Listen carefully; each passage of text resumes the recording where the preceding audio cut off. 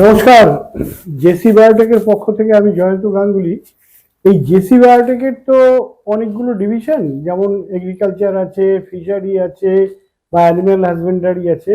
আপনারা আমাদের ইউটিউব খুললেই বেশি সময়টাই মাছ নিয়ে দেখেন, কিন্তু চাষবাস নিয়ে এগ্রিকালচারের যে ডিভিশন আছে সেটা নিয়েও আমরা প্রচুর কাজ করি, দীর্ঘদিন করেও আসছি। তাতে আমাদের যে জেসি বায়োটেকের প্রোডাক্টগুলো আছে, যেগুলো দিয়ে আমরা চাষ করি, যারা অজৈব পদ্ধতিতে চাষ করেন তাতে কি রেজাল্ট হয়। অ্যাভারেজ একটা রেজাল্ট আপনারা জানেন যে গাছ লাগানোর পর থেকেই বিভিন্ন ধরনের রোগ, সেই রোগে জর্জরিত হয়ে তারপরে আবার পোকা আসে। চাষিরা ক্রমাগত সেখানে রোগের বিষ, পোকার বিষ, আবার জমিতে অজৈব সার, এইসব করে করে যখন ফসলটা হলো তার গুণগত মানও ভালো হয় না, আর পয়সা খরচা করতে করতে প্রায় সর্বশান্ত হওয়ার মতোই এখন হয়। এবার জেসি বায়োটেকের প্রোডাক্টগুলো দিয়ে চাষ করলে যেটা হয় সেই ব্যাপারটা নিয়েই আমরা আজকে ভিডিও করছি, সেটাই আপনাদের দেখাবো। আমাদের যেসব চাষি বন্ধুরা আমাদের এইসব প্রোডাক্ট দিয়ে চাষ করে তাদের মুখেই শুনতে পাবেন আপনারা যে জেসি বায়োটেকের প্রোডাক্ট দিয়ে তারা কি উপকার পেয়েছে। এখন আমি আপনাদের নিয়ে যাব দক্ষিণ চব্বিশ পরগনা জেলার কাকদ্বীপের কাছে।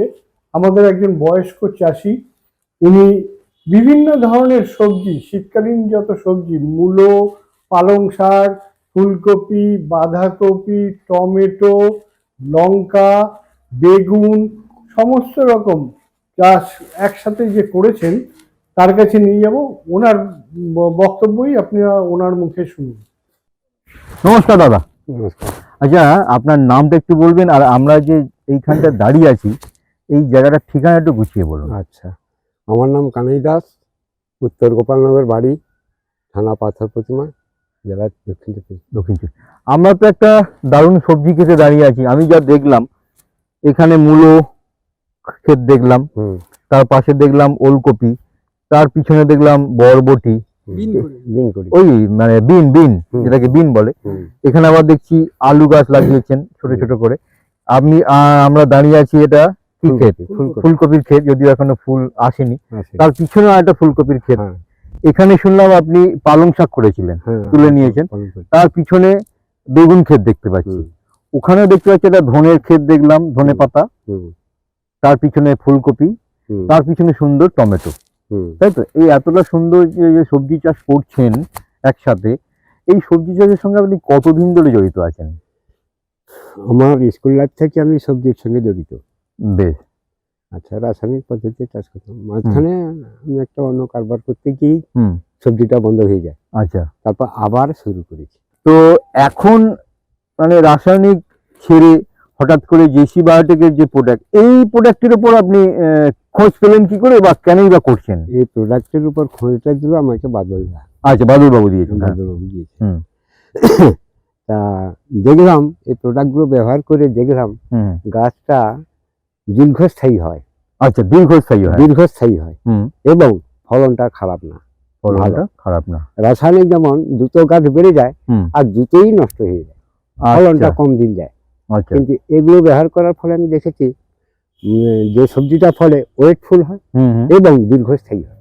আপনি যেহেতু দীর্ঘদিন ধরে সবজি চাষের সঙ্গে যুক্ত আছেন, আর একটা জিনিস জানতে চাইবো, রোগের আক্রমণ বা এই যে ওয়েদার যে একটা ফ্ল্যাকচুয়েট করেছে, সেক্ষেত্রে দেখা যায় সবজি চাষে কিন্তু পোকামাকড়ের রোগের আক্রমণ, গোড়া পচা টচা এগুলো ধরে।